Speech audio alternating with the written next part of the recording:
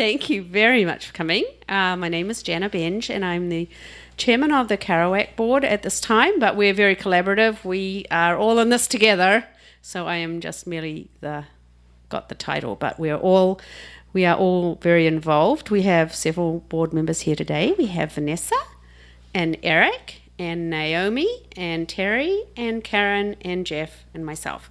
So if you want a tour afterwards or anything like that, just let us know and we will take you on an extensive tour of this 1,600 square foot home. Buckle up. All right. Well, every time we have a resident, we get a different flavor because our residents like different things. And we had a guy from New Zealand, where my accent is from, a while ago, Rob, and he brought half the rugby team to his final reading. But we've got a rock climbing contingent tonight, which is something we haven't had before. So, bring on the rock climbing. That's really awesome. So it is my privilege to introduce Eleanor Matthews tonight, and Ellie has been here working very hard. She came with a project and she's 2/3 of the way through it. She's been very disciplined. We have all sorts. We have the people who just kind of, whoa, and try to write, and then we have people who have watches and things like that. And Ellie seems to be in the watches category. But when I asked her what's been going on, she's got more stories about wildlife than most of our residents. She's actually been brushed by a manatee. Yeah, legit in the wild, not at SeaWorld, just like. I didn't pursue it. No, manatee just rolled over on her. It's like she's gone cycling with alligators. So she has really got some stuff to take home. That is going to be good for many years of partying. Yeah, that's very cool. Well, ask her. They've got short legs. She could out-cycle them. It's tricky. She'll tell you the story. So, Ellie comes from England, and she has to go back there. But winter will be short, and then it will be spring. And she's been a wonderful resident. We've loved having her. And she is going to do a final reading for us. She's going to read one of the things she wrote when she applied, and she's going to write what she's been working on. So come on up, Ellie.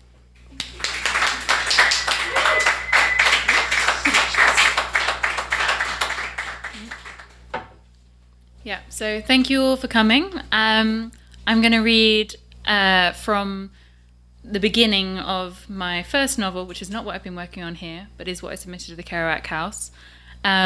I'm starting at the beginning because it's dystopian and there'll be too much to explain if I start anywhere else. So hopefully you'll be able to follow it. Mel nudges the goldfish bowl off the sill and watches it smash 12 floors below. This is an act of mercy. Better the fish die fast, in the open air. From one of 100 windows, someone shouts. Laid out below, London glitters like an endless plain of broken glass, ready to cut the unwary to ribbons. She closes her eyes against the unrelenting shimmer and tastes the wind instead. Exhaust fumes, blocked drains, and a smoky deep-fat fryer. Tomorrow is only the 1st of May, but spring is already ceding to summer. The air holds the heat of several sunny days. Chris hammered at the door twice today. Soon he'll be back with friends, ready to batter it off the hinges. When Mel needed a loan to pay for the funeral, Chris was the only one who'd still give her credit. He likes to think he's a businessman, but he takes too much pleasure in enforcement. He likes to exert leverage. Mel was never going to meet the repayment deadline, and he probably knew it. All this for a cardboard coffin and 5 minutes in the furnace. She swallows hard. Her father deserved better. Last night she crept into the dog-shit park outside their block, opened the urn and tipped out his ashes. Most got lost in the scrappy grass or blew back along the path, but some rose as dust to the too light sky.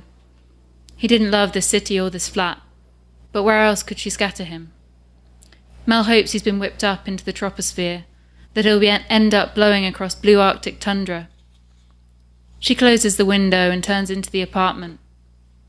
The place is bare apart from the bike and the rucksack next to the double-bolted door. Now everything is set. Chris doesn't expect her to cut and run. That will come as a surprise. After 26 years lived in this block, she can hardly believe it either. Strange to think that a debt collector is the only person who'll notice she's gone. The lift has been broken for years, so Mel must carry her bike down a dozen flights of stairs. There are cameras here, just as there are cameras on every street corner, but she isn't worried. The police don't watch them, or if they do, they never respond. Pushing open the swing door to the block, she drags her bike through. In the middle of the park, there is a sofa, now occupied by 4 or 5 boys. The nearby streetlights are all smashed, and it is too dark to see the boys' faces, but they are bound to know Chris. Heart pounding, she ducks around the building and onto a parallel street. The bin men no longer service this borough, so each house has a pile of rubbish sacks outside. Some rupture onto the tarmac, and Mel must dodge between cartons, cans, and plastic bottles. A fox picks at the scraps, punctuating the night with a harsh scream once she is past. The bike is conspicuous, and she has no way to disguise it, but it is unlikely that anyone will call the authorities. Few people here venture out after midnight, and those that do have a disregard for the law. At the edge of the residential zone, the pavement ends by a bus stop. There is no way to proceed on foot, because she is supposed to use public transport. That way, the police can enforce travel liberties, restrictions linked to your identity. They claim these measures will reduce crime, but they only care about protecting rich neighbourhoods. Wealth in London is structured in concentric rings, fading out into the countryside. Mel's borough is nothing more than a preemptive prison. She tips off the pavement and onto the North Circular, riding without lights while buses and HGVs jam past her, their horns smashing. It's only 5 minutes to the bridge, but her lungs burn with sucked exhaust fumes. She glances over her shoulder, checking she has time before the next vehicle, then jams on her brakes and presses back against the railings. A lorry sweeps past in a barrage of headlights and dust, inches from her face. The canal path is 5 meters below, with the lamppost extending to the level of the bridge. She lifts her bike over the railings and swings it towards the bushes, then wraps her legs around the post and slides down. Above her head, another lorry rumbles past. Retrieving her bike, she pulls twigs from the spokes and spins the pedals twice. There is no public access to this canal, so it is mainly used for fly tipping. The air is stagnant, and she can hear rats scuttling along the towpath. A bill posted to the lamppost details planning permission for the new riverfront flats, as though anyone could see it here. Mel is getting out just in time. Soon all the footpaths out of London will be built over. Steeling herself, she swings into the saddle. What awaits in the north is unknown, but it cannot be worse than this. Since leaving the suburbs last night, Mel hasn't heard any man-made noises, apart from the perimeter alarm of a country house and the occasional ticking of power cables overhead. Navigating by black market maps, dog-eared photocopies of photocopies held together with tape, she has taken the smallest lanes, the most overgrown tracks, sleeping in the porch of a derelict church during yesterday's daylight hours. She cannot get used to the silence of the countryside. It presses on her ears like water, making her feel vulnerable and unbalanced. Nevertheless, Mel panics when she hears the purr of an engine. Her years as a cycle courier have tuned her ears to the varying frequencies. This car is lying in wait, she can tell. It is probably the police, enforcing new freedom from trespass laws. Knowing there will be floodlights waiting around the next corner, she swerves her bike from the road. In the rough terrain of Thetford Forest, she must get off and push. Her feet sink in the mulch of pine needles.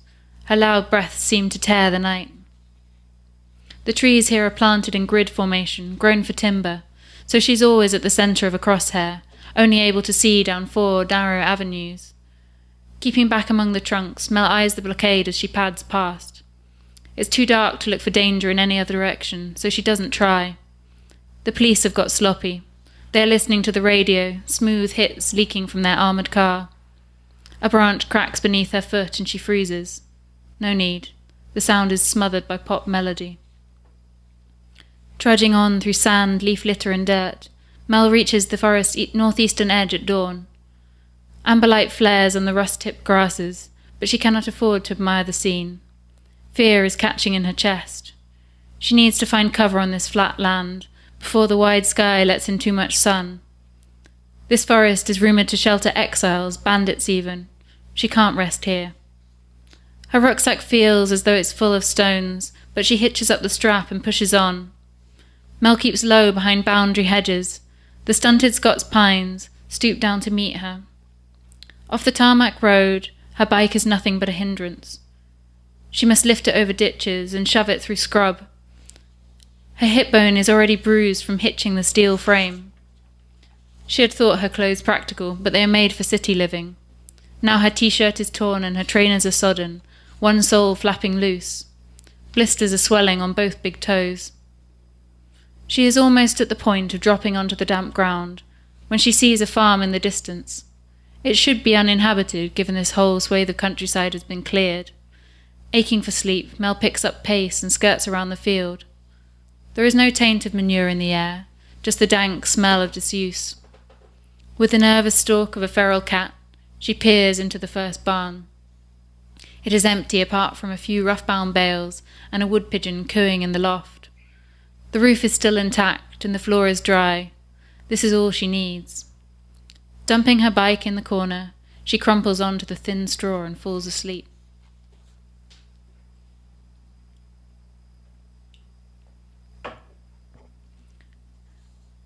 When Mel awakes, it is the sound of running water. Just meters away, an old man in a wax jacket is pissing unsteadily. He is short in stature, his white hair thinning on top.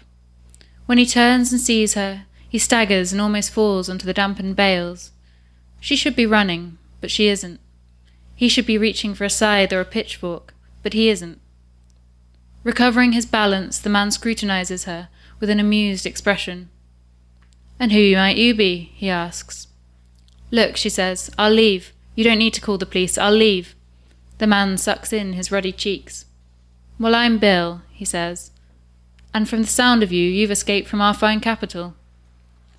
"No," Mel protests, "Don't worry," he says. "I'm not about to shop you in. The news channels might tell me that London is the greatest and safest city in the world, but I'm too old to buy that. I imagine there are plenty of reasons to flee. If you coop people up like chickens, they'll peck the feathers from each other's backs." When she still does not reply, Bill chuckles to himself. "You cycled then?" he asks, gesturing to where she has flung her bike down in the straw. "I thought they'd been confiscated." The Department of Transport impounded all privately owned bicycles 3 years ago, citing safety concerns. Thanks to an earlier police registration scheme, they knew exactly which doors to knock on. People can still use docked bikes now, but only on authorized routes. Deviate and the mechanism disables. "I built it from spare parts," Mel shrugs, pride entering her voice. "It wasn't hard." He nods. "Think I'd have left sooner if I were you." "My dad was ill," she says, looking down. Bill is silent a moment. "Well," he says, "do you want a bite to eat? You must be burning through calories at a rate of knots. I'm afraid I can only offer you porridge, though. No milk either. I've adopted my father's habit of adding a tea bag for flavour." "No, I'm fine," says Mel, trying to stand. Her legs almost buckle beneath her, and she puts out a hand for balance. "Don't be silly," he says. Come on in and eat something." He hobbles off, moving slowly on stiff hips. She deliberates over whether to follow. The sensible thing would be to jump on her bike and cycle away, but warm food is a tempting offer. She has been living off digestive biscuits and dry-roasted peanuts for 2 days now. Her stomach is eating itself. Deciding to take the risk, she follows him out of the barn and across the yard. The farmhouse must have been a solid, homely building before the roof fell in. Now it looks derelict, a good thing perhaps, for a man living illegally on cleared land. Disrepair must help deter visitors. Ducking under a beam, they enter the kitchen. Falling timbers have cracked many of the large flagstones. Splinters and debris litter the room. They go through to what was once the larder, which seems to be where Bill now lives. A faded rag rug covers the floor. Tacked to the wall is a photo of a blonde girl with a lopsided daisy chain. The image is creased and missing one corner, as if carried in a wallet for many years. He stoops to straighten the rug, then lowers himself onto an overturned crate. Picking up a tin can with holes knifed in the sides, he pours some liquid into the bottom. Benghazi burner, he explains. Another of my father's wartime tricks. Sparking a match on the wall, he drops it into the can. The meth flares into flame. Bill balances a pan on top and measures out oats and water. Then he slings in the tea bag, already dyed dark from use. I assume you're headed for the border, he asks, raising a wiry eyebrow. It seems pointless denying it, so Mel nods. She's heard of a gap in the fence near Peterborough. People say that once you're through, the southern government gives up the chase. All she needs to do is reach the border without being caught. Bill muses a little longer, choosing his words carefully. Well, it's closed, he states. Unless you have an official exit permit, which I'm assuming you don't. The illegal crossings are all patched and under surveillance now. He is matter of fact. Mel stares, her chest tightening as she tries to understand. If what Bill says is true, all her plans will crumble to nothing. Best case scenario, she'll be transported back to her debts in Edmonton. Worst case scenario, she'll disappear into a southern detention centre. Who are you to know that? She asks sharply, scanning his face for signs of betrayal. Perhaps he is trying to trick her, although to what end she can't imagine. Bill smiles. It doesn't matter who I am. What matters is you won't get within 20 miles of that fence. And a few months back it was still possible, but not now. I can help you, though, if you want. He shrugs and tends the porridge. Well, if what you're saying is true, says Mel after a pause, I've not got much choice. But how could you help? You get yourself to the North Norfolk coast by 5 a.m. tomorrow morning, and I can get you on a boat. What kind of boat? The kind of boat that gets you into Greater Alba, says Bill, looking up from his stirring. Mel stares. It is a long time since she has heard anyone say Greater Alba. The South does not recognise the northern state and censors its name in the media. But, she says, recovering, how would you get word out so quickly? Carrier pigeon, he says. I've trained up some collar doves to be my own personal postal service. Really? She asks, incredulous. He lets out a bass laugh, jovial once again. No, not really. Never you mind how. All you need to worry about is being at Horsey Gap Beach by 5 a.m. Just turn up and say Bill sent you. No ticket required. He hands her the porridge and busies himself while she eats. Where the pan rests on her legs, the heat dulls the ache of her thighs. He is twisting some wire into a noose, making what looks to be a snare. I heard there are outlaws living in the forest, says Mel, trying to sound neutral. Although her instinct is to trust Bill, she wants to know more about him, to be certain of his allegiances. Round here? He chuckles. Hardly. Perhaps you're thinking of Babes in the Wood. Her mouth full, Mel shrugs. She doesn't understand the reference. You know, the story, continues Bill. Happened in Wayland Wood, or so they say. Lovely little place, full of bluebells in spring. She stops chewing and swallows. What story? The meal is a powerful sedative. Despite herself, she feels her eyelids start to droop. Well, there are these 2 orphans, says Bill, with the steady intonation of a weather forecaster. And an uncle who wants the children's inheritance. He pays some ruffians to take them into the wood, supposed to dispose of them, you see. Only the ruffians can't do it. Instead, they just leave the children there. Mel murmurs, half asleep. So they escape, return as adults, get revenge? Well... Tires crunch on the gravel outside. Jolting alert and sensing a setup, she looks over at Bill. He also looks alarmed, sitting among his spools of wire. Setting down his work, he takes a bundle of papers from the corner and slips it under the rug. She wonders again who Bill is and what he's hiding. You need to go, now. He dusts himself down. That's my son. He likes to check up on me. Stops just short of reporting me himself. but I suspect that's political expedience rather than kindness. Heavy with food and stiff with lactic acid, she stumbles up. Bill ushers her out of the larder, but does not take her towards the front door.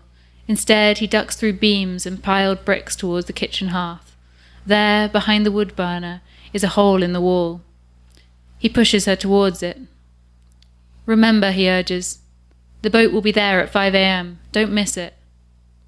Like a deer through a hedge, Mel slips through the gap in the wall. Edging round the house, she sees a muscular SUV parked up outside. A man in a black suit stands beside it. He has a shaved head and a blank face and an ageless quality.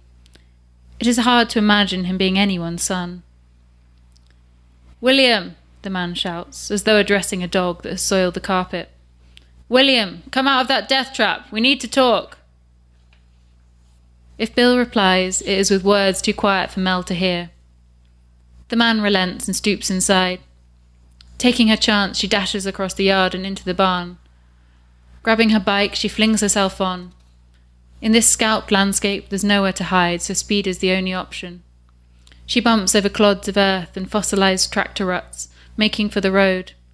A magpie hops along the grassy furrows of the field. Its feathers flash a cold blue as it glides to the tree line. Mel flings a look over her left shoulder. The two men are outside now, the sun curved in accusation and Bill unflinching. She cannot tell whether the son has seen her. On this flat track, any movement is like a hare to the greyhound. Not waiting to feel jaws, she bows her neck to the shoving wind. Her muscles strain, then warm to their task. Soon, the two men are out of sight.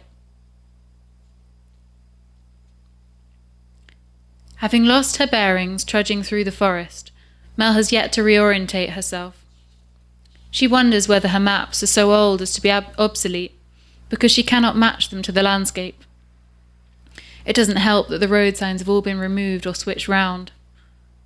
After several hours cycling in what may well be the wrong direction, she is close to collapse. The sleep she got this morning was not sufficient. She stops, leaning heavily on the handlebars and feeling her muscles spasm. There is no point risking more daylight riding when she doesn't even know the way. She stumbles off the road and slumps down by the field's edge in the snowy drifts of cow parsley. Her eyes focus in on an overloaded ant struggling skywards. A money spider trails a fine thread of itself, stalk to stalk. A beetle rootles across ravines of soil.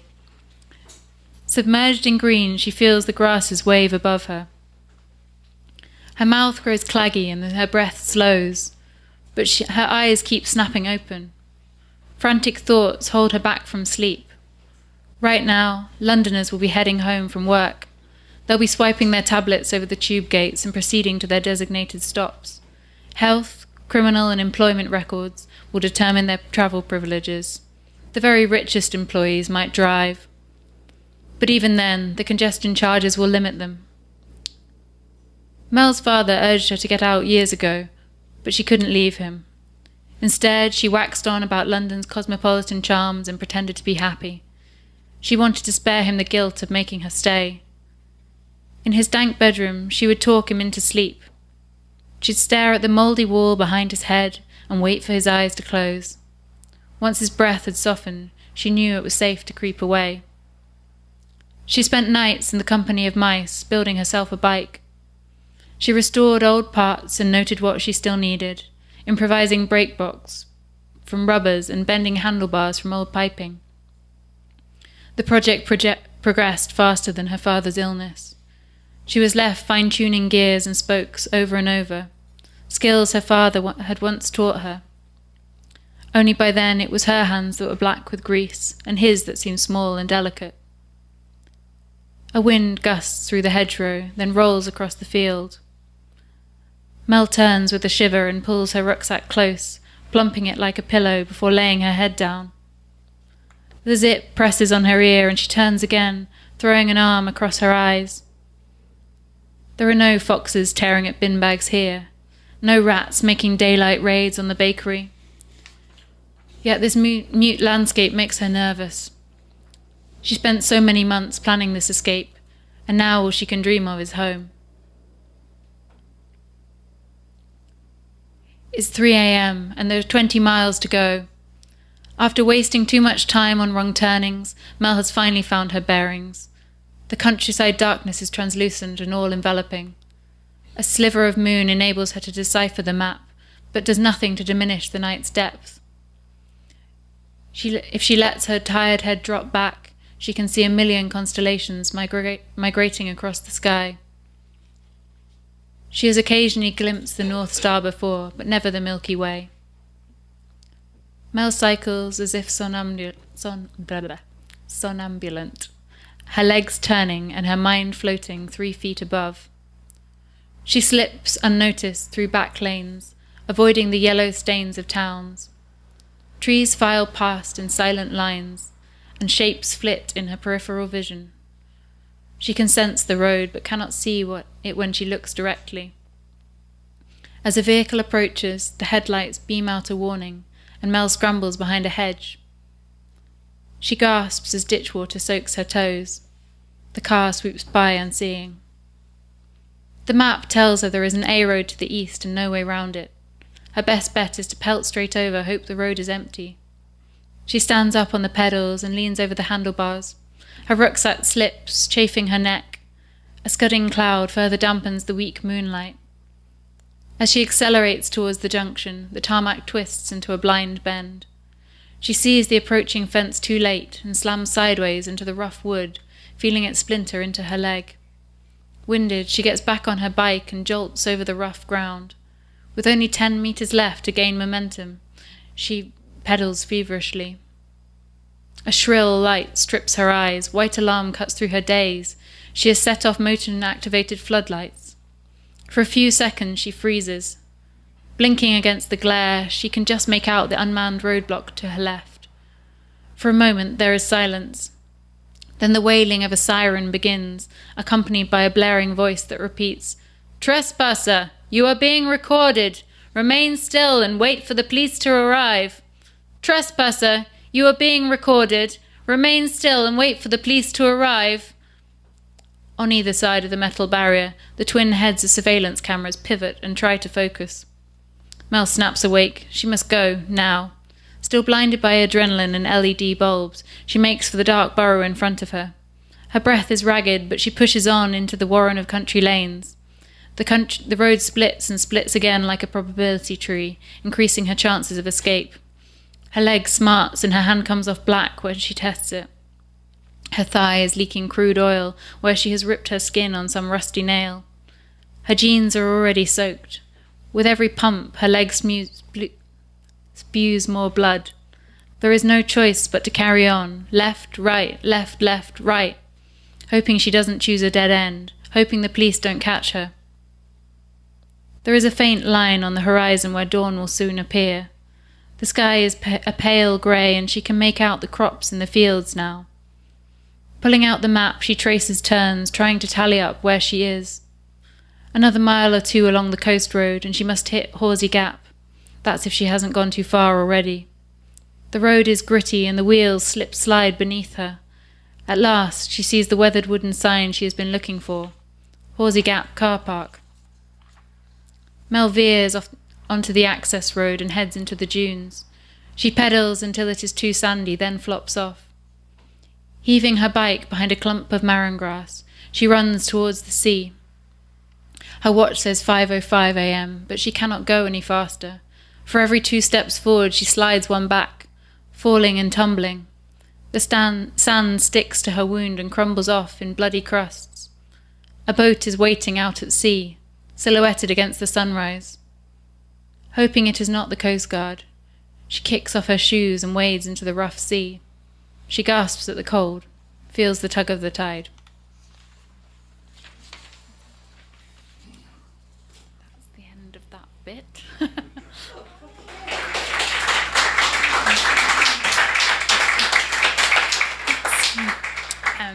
I understand, if you can bear to listen to a bit more, that it's customary to give a sample of what I've been working on while I'm in the house. So if everyone's got time, it's not as long as that, I promise. But this is the first scene from the thing I've been working on. This is a first draft, so be gentle with me. I believe in many redrafts. But, okay, so. A fresh red sign has appeared overnight. They've driven it into the verge, nearer to the roadside than the hedge. The wooden stake is fraying where they've pounded it with a mallet. I imagine blows vibrating through the frozen earth, disturbing everything under the soil. We didn't hear hammering from the caravan, but that's probably for the best. Sammy can't afford to be arrested again. I squeeze a corner of the corrugated plastic, testing its strength.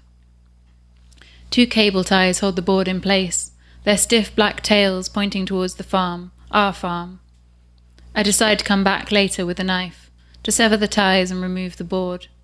This sign can go alongside the old sign, faded to pink with peeling laminate, in the gap between the barn and the boundary wall. I scramble back over our gate, the heavy padlock and chain rattling beneath me. The outside tap is running slow despite the morning's thaw, and my drum is still only halfway full. The water coughs and splutters, spraying onto the wall behind. A long streak of algae marks the weeks, months, years now that I've been collecting water here. At eye height in front of me, the same old blistered plywood blocks my view of the kitchen. Not for the first time, I consider tearing it off with my hands, filling my fingers with splinters just to get a look inside. The deep oil-stained sink will still be there, just below the window, even if the soap and scrubbing brush are long gone. The 2 floor tiles will still be cracked, from where Dad dropped his spanner after fixing the generator that time. No food, though, no furniture.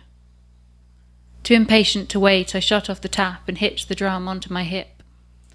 The metal digs into my flesh, the water swilling off balance as I hurry across the yard and into the field beyond. No buds are showing yet, not even the scissor tips of snowdrops, the bulbs Mum planted alongside the orchard wall. At this time of year, when the hedgerow is stripped of leaves, you can see the caravan from a fair way off. It shows up white through the shade of hawthorn and hazel. All winter, I've been saying we should tow it further into the woods, but the tires are flat and the wheel rims bedded in leaves. Sammy won't bring his polo back here as a tow. He's afraid the car will get stuck and him with it. That would mean no work at the abattoir, no regular wage coming in at all. As I wade through the tangled grass, my jeans grow heavy with dew and rasp around my ankles. Water finds the cracks in my boots and brambles claw my legs. I head for the gap in the hedge, in the furthest corner of the field.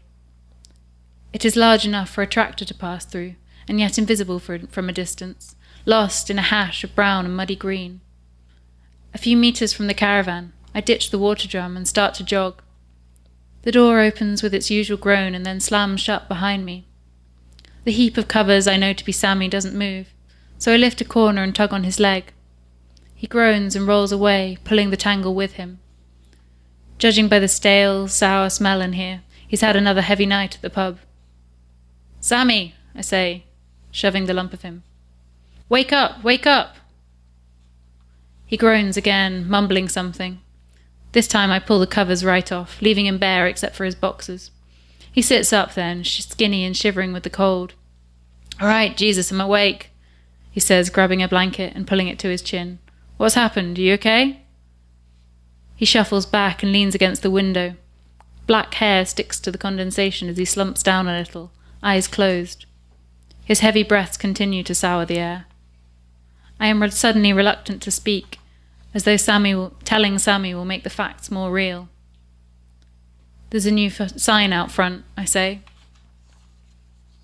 "Oh yeah? Well, I shouldn't worry." Sammy massages his eyes. "They put a new one up last January too, remember? It won't change anything. The estate agent is just trying to look busy. It says sold." Sammy cracks open one bloodshot eye, the other still cupped in his hand. He looks more gaunt than usual today, with cheekbones pushing against papery skin and sharp lines either side of his mouth. You wouldn't think he was only 23, only 4 years older than me.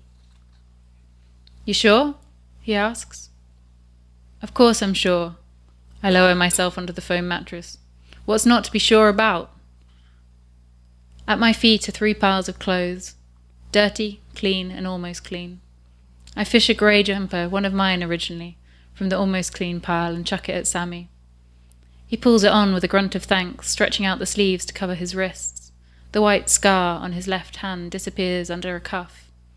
He rubs his eyes again, leaving them redder than before. To keep my hands from shaking, I jump to my feet and begin making breakfast.